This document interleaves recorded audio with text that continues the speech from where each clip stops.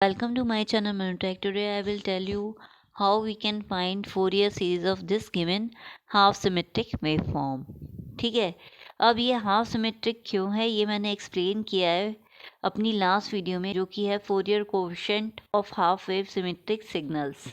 अब इस वेवफॉर्म को हम कैसे डिफाइन कर सकते हैं, let's see. X T is equal to T for T between 0 and 1। ठीक है, जैसे कि हम देख सकते हैं 0 and 1 के बिटवीन अगर टी है तो ये जो वेवफॉर्म है एक यूनिट रैम वेवफॉर्म शो कर रही है, इसलिए इसको हम डिफाइन कर सकते हैं 0 1 के लिए टी। ठीक, and minus T plus 1 for T between -1 and 0। अब -1 और 0 के बिटवीन ये एक रैम्प ही शो कर रही है, मगर ये एक नेगेटिव रैंप है। ठीक है, इसलिए माइनस साइन आ गया।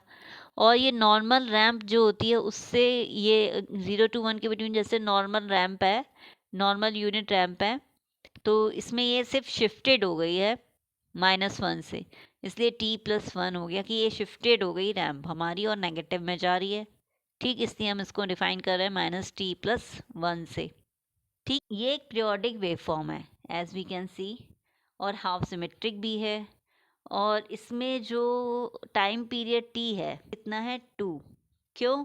क्योंकि हम देख सकते हैं कि when T is between -1 and 1 ये एक 1 साइकिल फॉर्म कर रही है। After this it is repeating itself, तो इसका मतलब इसका टाइम पीरियड कितना हो गया 1 माइनस ऑफ -1, इट मीन्स ये 2 हो गया। इसमें जो एंगल फ्रिक्वेंसी ओमेगा नॉट है वो कितनी हो गई 2 पाई अपॉन कैपिटल टी, मतलब 2 पाई अपॉन 2, क्योंकि टी इक्वल्स टू 2 है time period, it is equal to pi.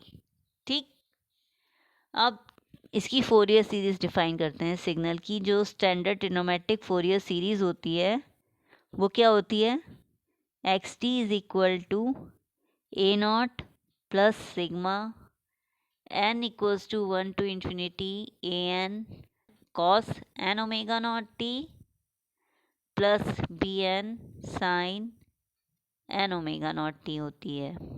ठीक, ये हमें पता है। ये वेव फॉर्म जो है, ये जो गिवन वेव फॉर्म है, ये half wave symmetric wave form है। ठीक, and for half wave symmetry wave form, जो मेरी लास्ट वीडियो थी Fourier coefficient of half wave symmetric signals, तो उसमें जो ए नॉट की वैल्यू आई थी वो 0 के इक्वल आई थी, तो हम डायरेक्टली इस वेव फॉर्म की सीरीज में ए नॉट को 0 पुट कर सकते हैं। ठीक, और जो ए एन एंड बी एन की वैल्यूज़ आई थी वो ओनली फॉर ऑड हार्मोनिक्स आई थी। मीन्स ए जब एन की वैल्यू जो है ऑड होगी तो ही एग्जिस्ट करेगी A N and B N की वैल्यू, और इवन वैल्यूज ऑफ एन के लिए ए एन और बी एन की वैल्यू 0 होगी। क्या था ए एन और बी एन का फॉर्मूला, क्या था 4 upon capital T integral 0 to t/2 X T cos N omega naught क्या है यहाँ पे pi N pi T D T. ठीक, बी एन का फॉर्मूला क्या आया था, B N is equal to 4 upon capital T integral 0 to t/2 X T sine N pi T, क्योंकि ओमेगा नॉट की जगह पाई है वैल्यू। ठीक, अभी हमने डिफाइन किया डी। ये जो बोथ फॉर्मूलाज हैं A N and B N के, ये only odd values of N के लिए ही हैं, क्योंकि इवन वैल्यूज ऑफ एन के लिए both A N and B N 0 होते हैं। अब जो है एन को फाइंड आउट करते हैं। A N is equal to 4 upon capital T, इसका फॉर्मूला पहले राइट डाउन कर लिया, 0 upon integral 0 to capital t/2 X T cos N pi T D T, and this is equal to 4 upon capital T integral 0 to t/2 means t equals to 2 है यहाँ पर, तो 2 upon 2 क्या हो जाएगा 1। तो 0 to 1 के लिए हम इसको डिफाइन करेंगे, और 0 to 1 के लिए एक्स टी क्या है हमारी टी, तो यहाँ टी राइट डाउन कर लिया, that it is equal to T cos N pi T D T. इस इंटीग्रेशन को सॉल्व करने के लिए हम इंटीग्रेशन बाय पार्ट्स करना पड़ेगा। ठीक, तो इंटीग्रेशन बाय पार्ट्स क्या होते हैं, इंटीग्रल यू डी, ये किसके इक्वल आते हैं, U V minus integral V D U. ये इंटीग्रेशन बाय पार्ट्स का फॉर्मूला है अगर टू फंक्शंस का हमें इंटीग्रेशन फाइंड आउट करना है। तो यहाँ पर अगर हम u equals to T assume करते हैं, u क्या है, t के इक्वल है, तो दिस इम्प्लाइज कि du is equal to D T. D V equals to हम एज्यूम करें दिस टर्म, तो ये किसके इक्वल आ जाएगा, cos n pi T D T. ठीक, तो इसका मतलब अगर हमें v फाइंड करना है तो इसका इंटीग्रल करना पड़ेगा, इंटीग्रेशन करना पड़ेगा।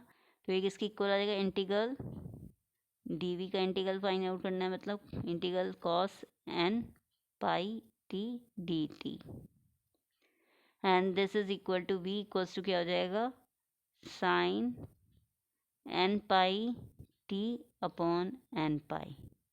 ठीक, अब सिंपली जो है इन वैल्यूज़ को u and v and dv and du की वैल्यू को इसमें पुट कर देते हैं इस फॉर्मूले में। तो ये क्या हो जाएगा, इंटीग्रल u क्या है t और dv क्या है, this term cos n pi t dt will be equal to u and v का मल्टीप्लिकेशन, u क्या है t एंड v क्या है ये टर्म, तो t multiply by sign n pi t upon n pi minus है इसके बाद इंटीग्रल क्या है v एंड du का, तो हम करेंगे इंटीग्रल v क्या है यहाँ पर, this term sine n pi t upon n pi और मल्टीप्लाई बाय क्या करना है, du क्या है dt, तो dt। ठीक, इस टर्म का इंटीग्रेशन जो हमने फाइंड आउट करी है ये है, A N will be equal to क्या हो जाएगा, 4 अपॉन कैपिटल टी, टी क्या है यहाँ पे 2, तो 2, तो यहाँ क्या आ गया 2। अब जो है इस इंटीग्रल के सॉल्यूशन को पुट करते हैं, ठीक है, जो कि ये आया है, तो ये क्या हो जाएगा, T multiply by sine N pi T upon N pi. अब इसमें लिमिट पुट कर देते हैं 0 to 1 क्योंकि इसमें लिमिट थी, 0 to 1 माइनस इंटीग्रल 0 to 1 ये टर्म पुट कर दिया sign N pi T upon N pi. ठीक, इसमें भी इंटीग्रेशन की लिमिट 0 to 1 पुट कर दी and this whole multiply by this two term.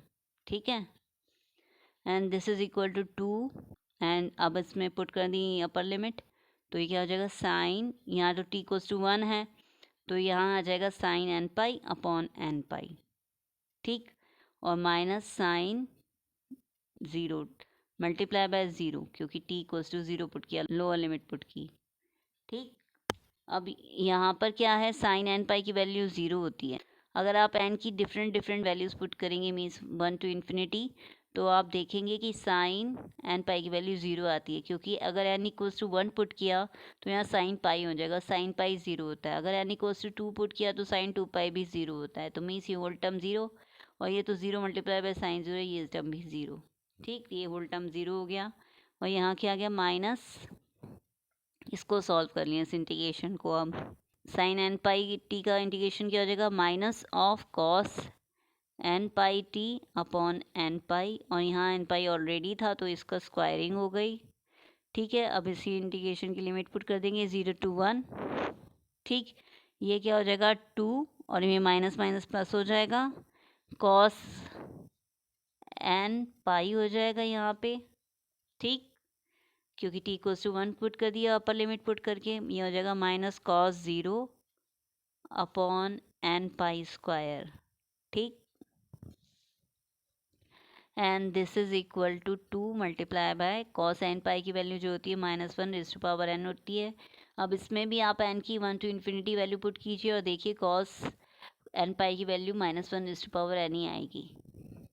जैसे कि एन इक्वल्स टू 1 पुट किया तो कॉस पाई की वैल्यू -1 होती है, तो इसमें हम देख सकते हैं -1 रेज़ टू पावर 1 हो जाएगा, एन की वैल्यू 1 पुट करने की वजह से, तो -1 ही आ जाएगी वैल्यू, और जो कि करेक्ट है कॉस पाई की वैल्यू। ऐसे ही cos N equals to 2 put किया तो कॉस 2 पाई की वैल्यू +1 होती है, तो इसमें एन इक्वल्स टू 2 पुट किया तो -1 रेज़ टू पावर 2 कितना हो गया, +1, तो मीन्स करेक्ट हो गया कॉस 2 पाई की वैल्यू।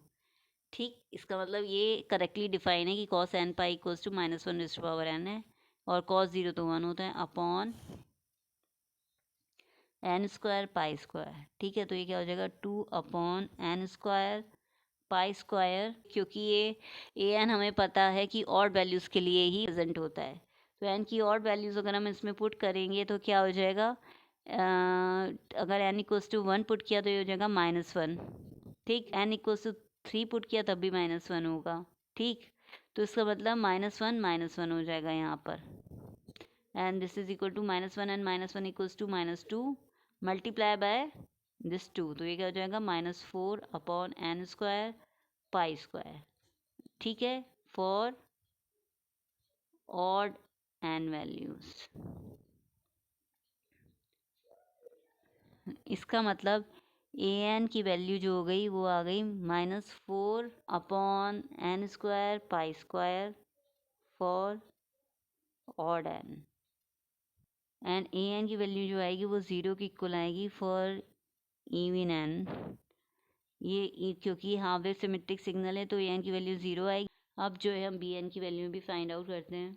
बी एन का जो फॉर्मूला था वो अभी मैंने डिफाइन किया, वो किसके इक्वल है, B N is equal to this term.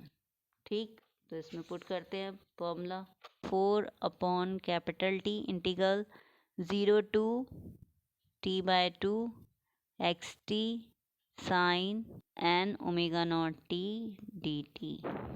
ठीक, एंड ओमेगा नॉट यहाँ पर क्या है, पाई, तो हम यहाँ पाई पुट कर देते हैं, तो this is equal to 4/2, T equals to 2 है यहाँ पर। ठीक है, इस वेव फॉर्म के लिए इंटीग्रल 0 to क्या हो जाएगा 1, क्योंकि टी इक्वल्स टू 2 है तो 2/2 1 हो जाएगा, सेम रीज़न जो एन में था।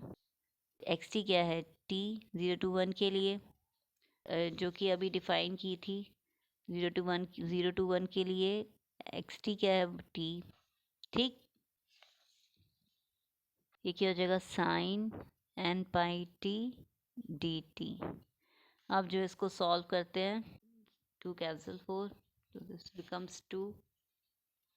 अब इस इंटीग्रेशन को फिर से जो है इंटीग्रेशन बाय पार्ट सॉल्व करना पड़ेगा, क्योंकि इसमें 2 फंक्शंस थे जैसे हमने सॉल्व किया था एंड फाइंड आउट करते वक्त।